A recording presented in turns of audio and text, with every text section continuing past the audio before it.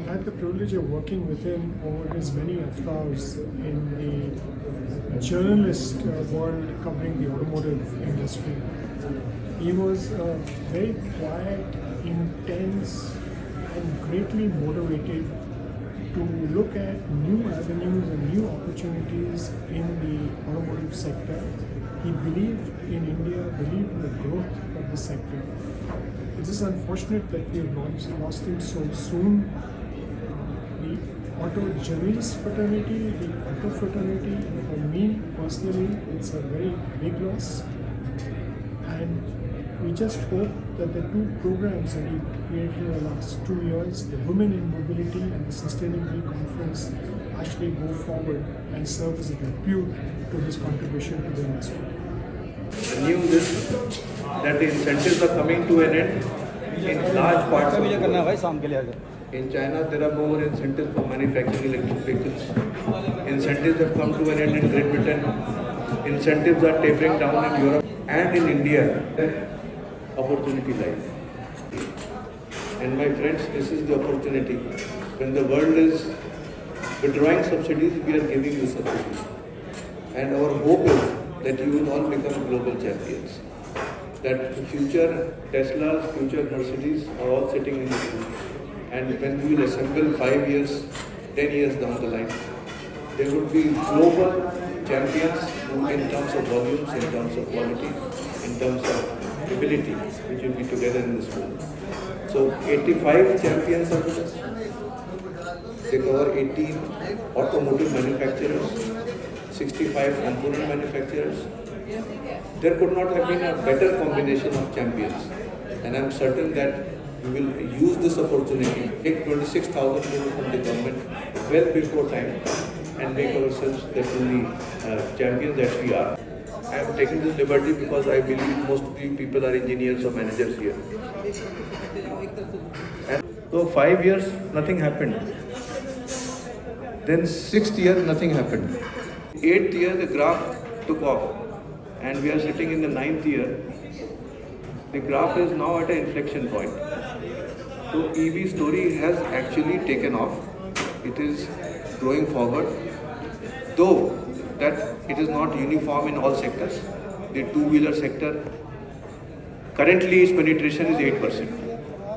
Of the 1.6 crore two-wheelers we manufacture, 8% of them are electric two-wheelers. And next year we expect at least 15% will be two-wheelers. And by 2030, the expectation of the experts in the sector is that it will be somewhere like near 70-80%. So two-wheeler will be the key driver of this. The three-wheeler, the surprising thing is 50% already it is electric. Electric cars, they were like 0.1% 1 year ago. Today it is 1% of all cars sold are electric. It is expected it will become 2% in the next year.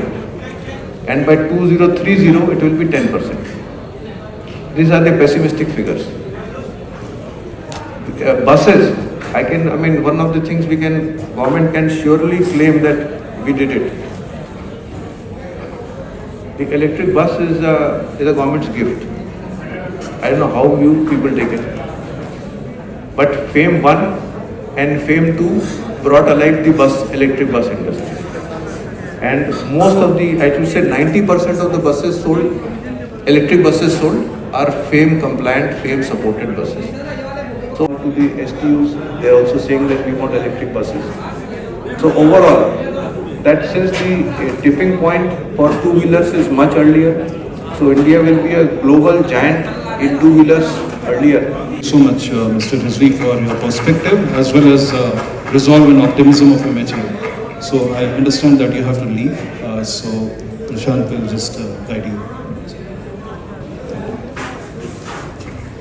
And all our friends from the industry sitting here. One who is not from the automobile industry, I'm from the supply industry. So why is India or Indian companies better placed while we transition to sustainable future?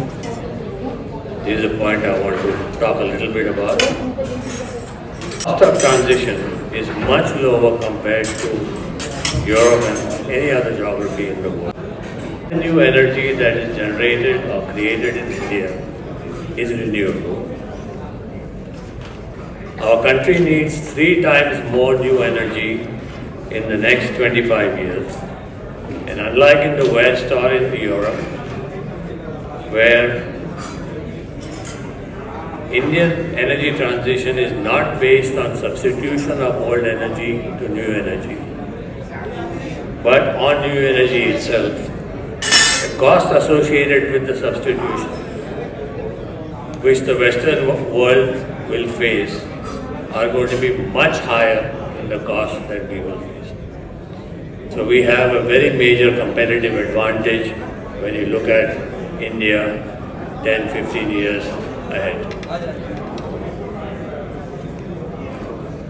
There is a big competitive advantage in global markets. As a country, India is committed, and India is currently 6 years ahead in meeting its carbon commitment that it has made. So it's working pretty hard on the renewable front. Actually, I told him, sir, let's not go beyond 2% what is mandated. He wanted to go much beyond that. I said, today the cost of power is about 13 rupees a unit. Wait for 5 rupees. This will be at par with the traditional power. In fact, it happened much faster. One new startup. He is committing 24/7 electricity at 4 rupees 80 paisa, 6 cents. Look where the cost has come down. Cost of generating solar power has gone to something like 2 rupees a unit. Now it is the cost of storage. We all know, people have talked about, so I will not cover. India has already overachieved its commitments of 2030 and increased the bar. Now where we want to go. This cost of EVs also, if we invest properly, we start focusing, this is also bound to come down. But even before that, what is the most important thing? Total cost of ownership. Total cost of ownership of an EV is still less than total cost of ownership of petrol and diesel car. Kamran pointed it out to you as a communication strategy. Why are we not getting into this? Not repeating any of the points what people said, I'll just share one thought. When I joined in Transport Ministry, in one of the first earliest discussion, it was on EV buses. The whole game was about subsidies. Thereafter I met transporters, I called them, I discussed with them what is this issue. And one thought which I actually gave to Kamran, because finally it boiled down that it is not my job, it is Kamran's job. So I just shared the thought, please go ahead and see how it can happen. Cost of ownership without subsidy on an OPEX model for an EV bus is how much? Around 60 rupees, 60 to 65 rupees. Cost of ownership for a diesel bus on an OPEX model is how much? About 90 rupees. Why are we producing diesel buses anymore? Crux is, we have a plant, so we want to run our business. Can we not think of transition quickly? Where is the issue? People are looking for the subsidy. So subsidy has